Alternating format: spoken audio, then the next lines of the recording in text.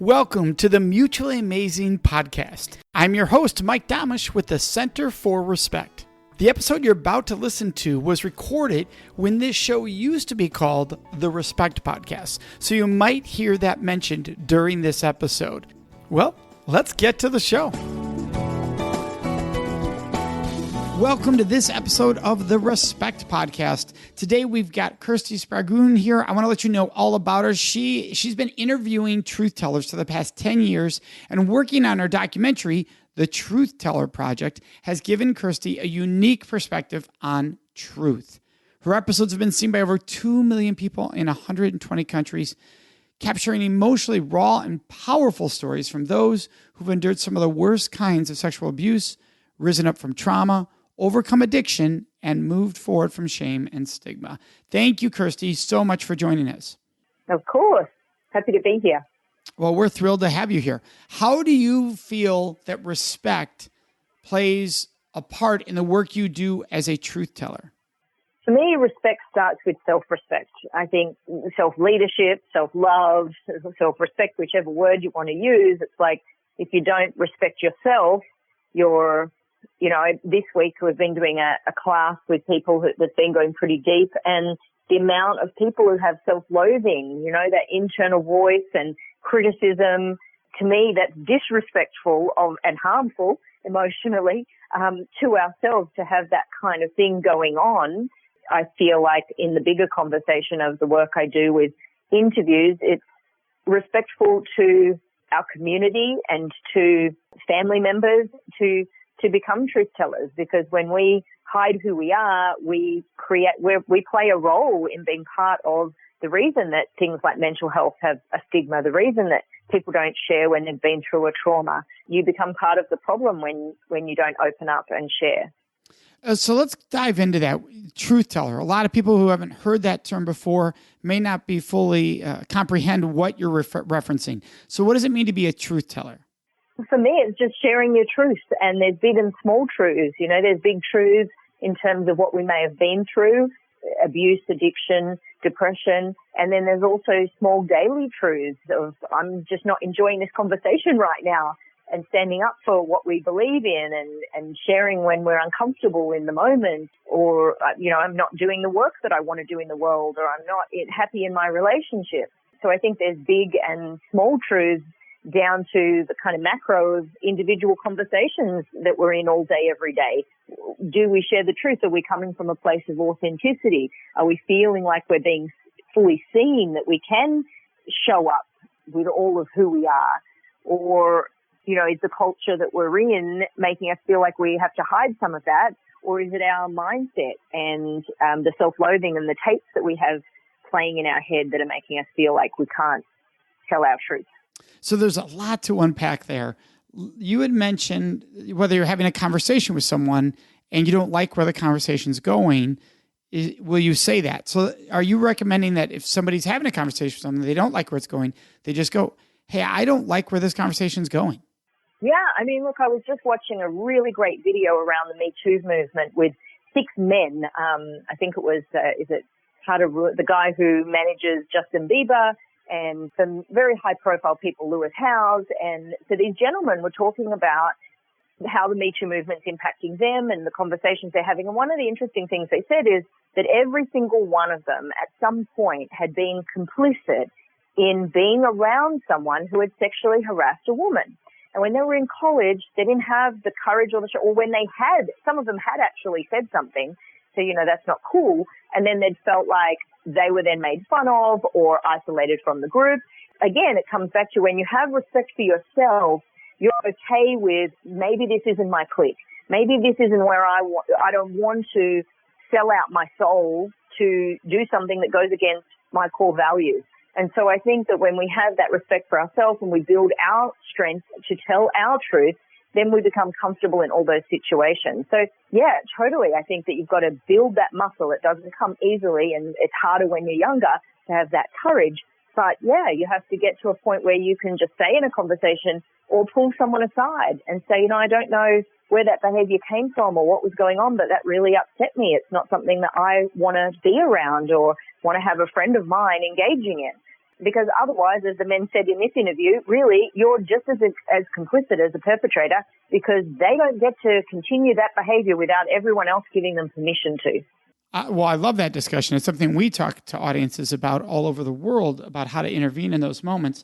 How do you help people gain the skills and the confidence to be able to speak up for themselves, for others?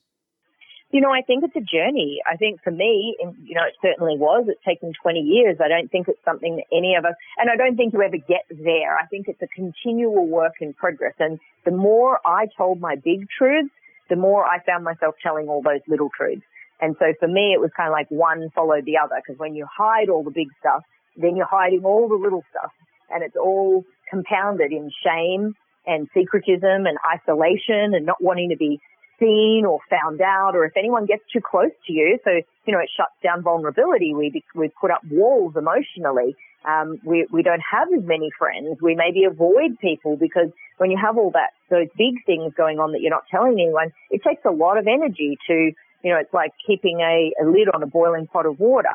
So all your energy goes towards that. So I think that once you get to a place where you can share some of those bigger truths, then you're more comfortable and confident with being able to have authentic conversations in your daily life, and it becomes a practice. But in terms of how do we get to sharing those bigger truths first, that's working through the shame and the stigma, whether it's for someone it's having an STD or that they've been through sexual abuse or a rape or that they have addiction issues, finding support groups, finding safe places, journaling, gratitude lists, and starting to, really do this inner work. I think that we value going to work and business work so much, and we do, 50 to 70 hours a week, some people, and have no holidays and no time off. But yet, when do we do this inner work?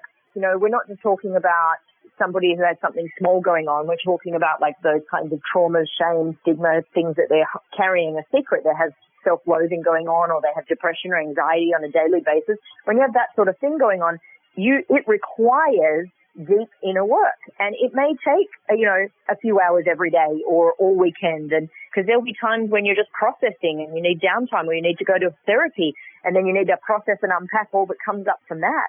You need to just go to the beach and be gentle with yourself and give your time to feel all the new things that are coming up and process through it.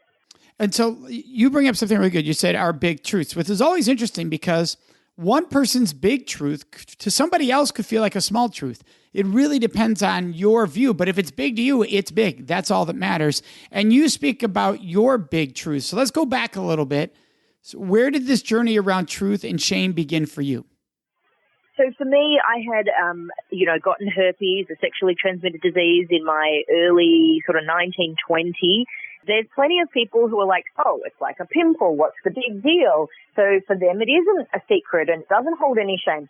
But in 2018, I still get weekly calls from people who are depressed and suicidal who are newly diagnosed. So there's still a massive amount of stigma around having an STD, and for everyone with whatever secret they have, it's not just a secret, it's all the ways it impacts your life. Having an STD means that you now have to have that conversation with someone that you've just met and you're dating. And so it takes away a piece of your freedom. And so there's all these different pieces, whether you've been through a miscarriage or abortion or a rape, and there's things within each of those that only someone who's ever been through it really get that kind of ricochet and ripple effect of how it impacts them in terms of shame. And sometimes it can be really insidious. Like you don't even realize that this could impact you in so many ways and that you're sort of in this shame vortex. But that takes work and time. Like you recognize it when you start isolating or numbing, using something to cope, whether it's a couple of glasses of wine or drugs, and you start engaging in behavior that isn't really loving to yourself and you feel a little bit out of control. Like they're all signals for people to kind of go, oh, wow, like something's not working in my life here. I'm avoiding feelings. This is like too painful, too uncomfortable to want to sit in. And so in that journey for you, when you recognize that, how did you get to that place of recognizing for you that I am not in a place that I want to be? I need to take a step forward here to get into the place where you did TED Talks on this on the specific topic that you thought was, you felt shame around. You did not want it to come out of the dark. How did you go to that place of now doing a TED Talk where millions of people are going to see you sharing that story? And for you, what was a big truth? I think that you have to get to a place where the pain is worse than the fear. So I was miserable. Like, I wasn't happy. I was isolating. I was numbing. I was engaging in behaviors that weren't really healthy or loving to myself. I think that being a speaker and being in this world and growing up in sales, I'd listened to Zig Ziglar since I was, 13 years old on the old cassette tape. So I think I had this seed planted around dreaming big in the workspace, that you could dream big, that you could do anything, that built my resilience and my confidence. And I think that was, for me, was important in a way that I didn't even know until much later, but it was always there building. And so for a while, I kept those things separate. Success was camouflaging my unworthiness. I stayed so busy that I didn't have time. I was so distracted. Busyness is another way to numb, over-exercising, overworking. When we don't have any space or capacity, when we're not meditating or sitting in silence with ourselves, then we don't have to hear our own voice and all of the misery. So for me, it was a long journey, and it just happened that, I was curious. I was a truth seeker. I knew I was uncomfortable. I knew I was unhappy, but I didn't really know what to do. But I would seek. I would seek out mentors. I would seek out courses. I was a conference junkie. I would seek out books. I was reading other people's stories. Then I started the show, and I was interviewing people, but I wasn't telling my truth at that point. All of these things over the years, all these different modalities from EFT to therapy, all played a role in me building up my tools, my backpack, so that when I got to the place where I felt ready, and even on the day when I decided to share in the TEDx talk, I wanted to vomit all day long. Like, I was so nauseous and so ill for hours. So it doesn't mean that the fear ever fully goes away. You just get to a place where you're willing to hold its hand and take a leap anyway. And before we dive into the TED Talk and that you having that moment on stage and revealing on stage, do you think there's a way, because for your journey and many people that I meet around the world, for many of us, I think what you said was brilliant, that the pain has to outweigh the fear. That makes us make the step forward because we don't want the pain anymore.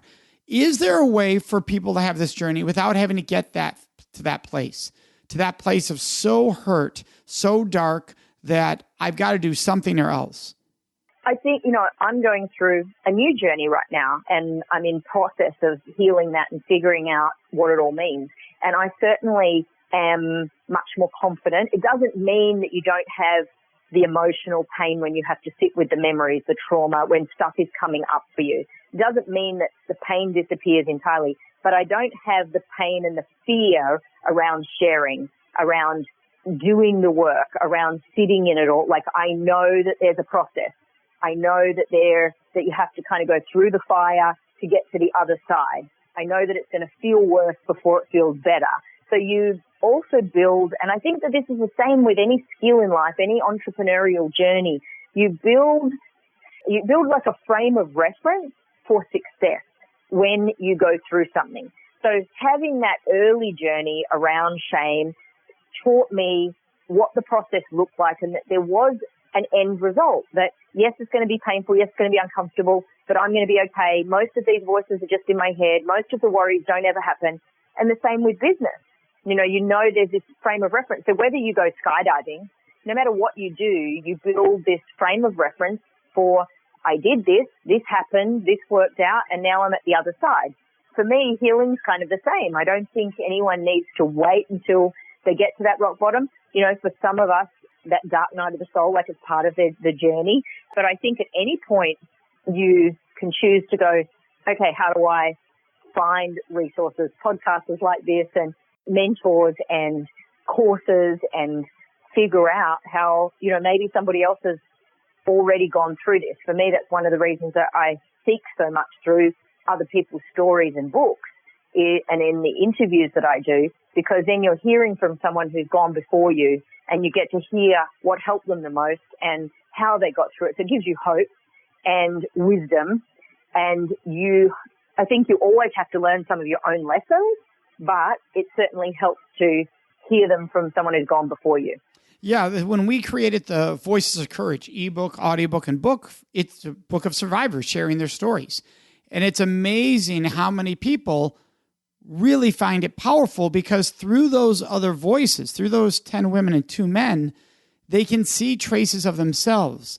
And in having that experience, they also get to see these 12 people are living their lives. They're living and they're thriving, and they can then see, because I relate to their journey, I can get there too. There is a path for me too. And so I think what you bring up there is so brilliant about finding others who have gone through this experience, because the reality is there are always people who have gone through what you've gone through. It may not be the exact same situation, but the same emotional pain on some level has been felt by other people before. Most of our pains are not truly unique. Research shows that we are not unique. The mistake is thinking that my pain is different than other people's pain. That is what can cause you to stay in the dark versus recognizing, oh, I am having pain here that someone else has had too. Where are they? Where can I find them? Which is what you're referencing there.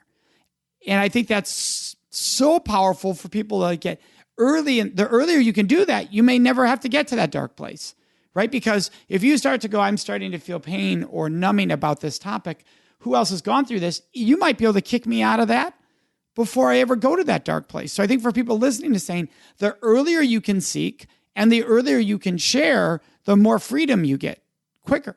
Exactly. Now, you shared on a massive level, right? You shared on a TED Talk, where for some people, it might be share with your best friend. Start there. Right. Share someone with you trust. Someone you trust. Safe with. Exactly. Maybe it's a therapist. Yeah. And people often ask me, how do I know? It's like you're going to get it wrong. When you're younger, obviously we're not as discerning and we're maybe not as tuned into our intuition, but certainly look for red flags. Like if you're going to tell someone, think about how do they talk and engage with you? Do they typically engage in gossip? Have they told you private information about other friends? So look at the person that you're going to share this with so that, you can do as much as possible to find a safe space. Maybe share something else with them and just see how they respond. It doesn't even have to be about you, but just talk about something that's going on in the news and see how they respond. Because if they're critical of similar things, then they may not be a healthy place for you to share either. Like if you're not going to get something positive from them or they're going to be judgmental, it's like you've got to make sure that you look at why are you telling this person and are they a safe space and are they going to be able to provide some comfort or insight? I love that. And so now you're at the TED Talk. You're about to share publicly this truth for you that it could be painful, that there's been shame around for years, but now you're ready to talk. So a couple questions. One, what was that like to share on such a massive level? Now in the room there's a few hundred. You're not in a million. There's not a million people live, but there's a few hundred, but that's pressure. But then it's going to be out to the world. So what was it like to do that? What was the response? And what a journey is that taking you on since? It was hard. As I said, even on that day, I still wasn't ready. And it was challenging because I had so much anxiety and nausea that I couldn't tell, am I supposed to do this? Or is the fact that I'm having this response telling me that I shouldn't be? Am I going to make the biggest mistake of my life? What is this going to do for my career? I'm this motivational speaker in corporate world. And here I am doing a TEDx talk on herpes. And what if someone finds it online? It's up there forever. All those things were going through my head. But there was this deep inner knowing that it was time. It was time to set myself free. It was time to share my truth. It was time to stop feeling like a fraud. I just knew on some level that this was what was going to lead to my freedom. And I had enough experience and frame of reference with other experiences that when I listened to myself and my inner knowing and my guidance system, that I had always ended up better off, that it had led to success in some way, shape or form. So I knew I had a feeling that everything was going to work out, even though I had all those fear voices and tapes playing. I was able to be rational around them and ignore them and push through. Once I got the words out, maybe a minute in or something to the talk, I felt like just a weight had lifted. It was like, oh, it's done. Now I can just talk. And I don't think I realized, in my head at the time, I thought the fact that I could do the TEDx talk was I'm done. I'm healed. I'm at this place finally. I felt like the work was done. And I didn't realize that it was only just beginning, that sharing the truth was like opening up this huge part of my heart and vulnerability in myself that I didn't know, and that there was going to be a freedom, that it just shifted so many things. And it was like when the real work began. Okay, now you've got to look at, now you've shifted the secret or the thing that you hold shame around. But what about the 20 years of damage it's done in terms of the way you think and behave and show up in relationships and intimacy and all the other things, that the tape that you've been running? So then you have to start doing the work to repair all of that and pull off each of those pieces individually and take a look at them and work through them. Well, and what I love about that is the fact that it reminds us all that if you're going to transform, that doesn't mean you go back to how you were yesterday. Transformation means I'm different than I ever was before, and I'm not the person I was before. I'm a different human being now. So with that awakening, I now feel everything. I now know who my true self is. So I can notice I don't want to be the past 20 years, which means I have work every day. I don't just have work for the next week. I don't just have work for the next few months. I have work every day of my life for the rest of my life to be that pure, truest self I want to be. That's what you're referencing? Yes, exactly. And so how did people react to that? What did you hear as you gave this sharing experience through the TEDx talk? I mean, the feedback was immediate, as I walked off stage, they had lined up all the crew behind and were giving me high fives as I walked past. And, one of my best friends was outside when I came off, and I just said, oh my God, that's going to either be the stupidest thing I ever did or the bravest thing. I got to talk to quite a few people who were at the event. And then it took 3 months for it to go up online on the TEDx site. So in that time, I was able to hear from people that, they had seen this video and it had opened them up to share other kinds of truths. And since then I've received thousands of messages and emails. And so it's definitely, it changed the trajectory of my career. I've shifted in a lot of ways the work that I was doing in corporate. I'm incorporating a lot more of this because you can't go professionally where you won't go personally. So this stuff shows up as CEOs of Fortune 500 companies and, where our past shows up in our present, those past behaviors of being bullied or abused, if we don't heal them, can show up dysfunctionally in the workplace. So, it's definitely influenced a lot of what I do, and it's much more rewarding for me to be able to help people work through this tougher stuff. And you and I have talked about this before, the fact that what you were sharing about was such a personal situation. A sexually transmitted disease or infection is very personal. And people think, well, that's not going to relate to the corporate world. But yet companies are coming to you, organizations are coming to you, as you just referenced, saying, hey, can you share this message with our people? So can you explain how that fits, how that aligns? And you made a little reference there just now about, hey, if we don't have these truths can affect us in the workplace. So can we dive a little deeper into that? Yeah, as I said, you can't go professionally where you won't go personally. So an example would be I was working with a CEO who he had built as a solo entrepreneur, a $30 million company. And we were talking about the past showing up in the present. And one of the behaviors that he had noticed as a leader is that he felt like anxiety around always getting it wrong. Now, you can imagine, as a leader of a $30 million business, you kind of have to make some decisions and not be afraid that you're always going to get it wrong. And that would have a serious impact on his work and his leadership style. And when we looked at that and where it had come from, it was back to about age 2 or 3. His father was an alcoholic, and so he was constantly, as a child, being made to feel wrong, to step on eggshells, to never know which father was going to show up at home at night, and to be feeling like he disappointed him, that he got everything wrong, that nothing was ever right.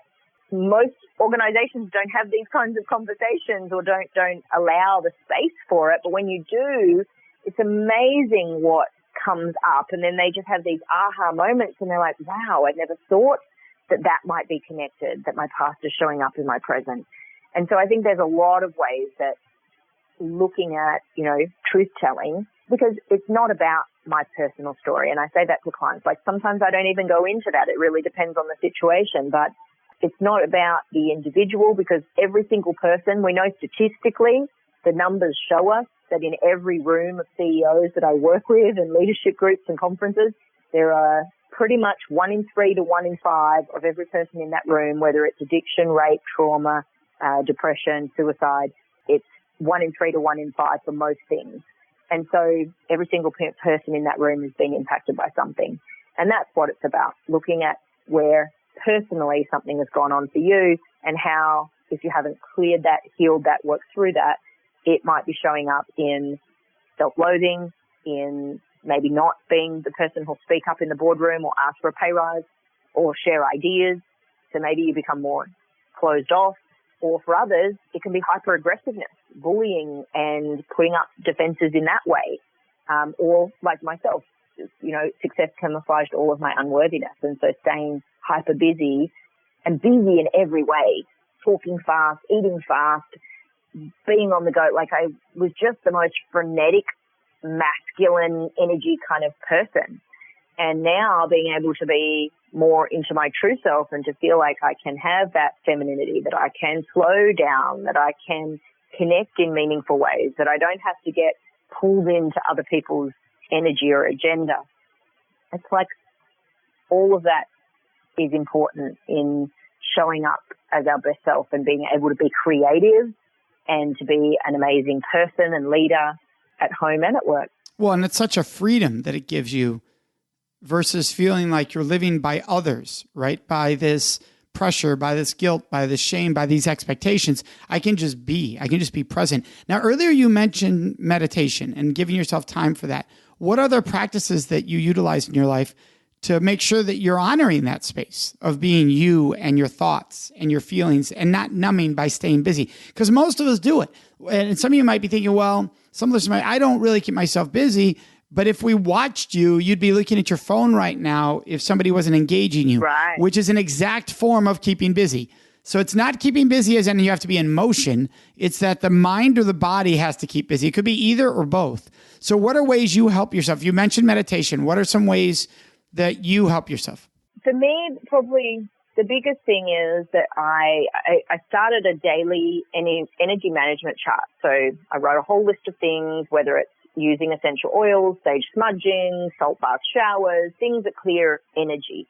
And so I started looking at, like, for me, whenever I went into anxiety it was actually energetic sensitivity, that I would become so overwhelmed and so tired and drained easily by big groups of people, and that I had to, for me, it was more managing my energy. So now what I'll do, on Saturday is a good example. I went on a road trip with some friends to San Diego. It's a 3-hour drive. So by the time we drove down there, we stopped, we had lunch with some people. Then we went to the beach. Then we drove to the next house and we had dinner. By the end of the day, I wasn't enjoying myself. I'd lost my joy of having those conversations. What I should have done is at 2 or 3 o'clock gone and had half an hour to lay down, to meditate, to just be by myself and just sort of to collect back my sense of self and not feel so pulled, so drained, so tired from all of everybody else's energy and all the connections and the conversations. And so I'm getting much better at that. Like I really am conscious I call it pressing pause in the middle of the day. So for me, it's by about 1 or 2 o'clock. I found when I was using this chart, I would monitor my numbers. So every 2 hours for a week or two, it's good for people to do this at 8 a.m., 10 a.m., 12 o'clock, 4 o'clock, 6 o'clock, that kind of thing, just to check in on a scale of 1 to 10, 1 being that I'm feeling really low and 10 being on the highest vibration that I could possibly be. And then I would notice that I would start at a 10 and I would drop down to an 8 or a 7 or a 6. And if I didn't catch it by the time it was at about a 6 or a 7, by the end of the day, I would be at a 2, and the next day I would start lower, and it would be cumulative. And by the end of the week, I couldn't catch back up. So I've found by pressing pause at about 2 o'clock, when I find those numbers are dropping a little bit and I'm at a 6 or a 7, I can go do a 5-minute meditation, a 10-minute run around the block, lay down even and have a little cat nap, whatever it is. I have a great stress hypnosis CD I use, and I love the Insight Timer app, and the Live Awake series is beautiful. So it can be something very short and simple with a lot of deep breathing. I can bring myself back to center, and I can bring my numbers back up to an 8 or a 9 or a 10 very quickly if I press pause in the middle of the day. So that for me is probably been the biggest shift, is noticing that I'm like a runaway train, and if I don't press pause and I don't notice it, that I'm going to end up more depleted, more exhausted over the coming days and not be able to bring myself back to center as easily. And then for me, what are those things? I have a list at the bottom of the page on my chart of the things that bring me back to center fast. And so going to the beach, putting my feet in the water within 20 minutes, if you're close enough to be able to do that. But what are those things for you? Is it watching a sunset? Is it watching your kids play? Is it being away from your kids? Meditation. So finding 2 or 3 things that are your quick go-to that I can use to press pause and gather myself really fast. I mean, I love journaling. Gratitude lists are proven, the research behind gratitude lists and how they can affect us emotionally is there. So as with exercise, so for people suffering with anxiety and mental health, like the first thing I say to them is, are you exercising? Are you eating right? Are you not drinking alcohol? Are you doing a gratitude list? This takes inner work. It doesn't shift on its own. It takes work and homework for you to learn these skills, and then they get easier and they become a natural part of your day. But it frustrates me how many people I meet who want to go on medication, who are so desperate, but they're not doing any of these things. Well, and what we're going to do is we're going to provide everyone a link to that chart so that they can be able to see this and utilize this, because it's such a great tool that you provide. So that's wonderful. I want to thank you, Kirsty, because you've given us so much wisdom here and so much skills that we can use to find our truths, to speak our truths, and to be aware of our energy levels. So thank you so much. My pleasure. For all of our listeners, you can find Kirsty at kirstytv.com. It's that easy, kirstytv.com. She also has 2 books she really recommends. I'm going to have those in the show notes, so you got to go see the show notes to find out what those are. We'd love to hear your questions, your thoughts, and your ideas. And the best place to leave those with us is on our Facebook page at facebook.com/Mutually Amazing Podcast. Of course, you can always contact us on our website at mutuallyamazingpodcast.com. Remember to subscribe to this show so you automatically get it every week. And if you could, take one moment to leave a review. That really helps other people find the show, which we are greatly appreciative of. So thank you so much for joining us. May you make today and every day a life full of mutually amazing relationships.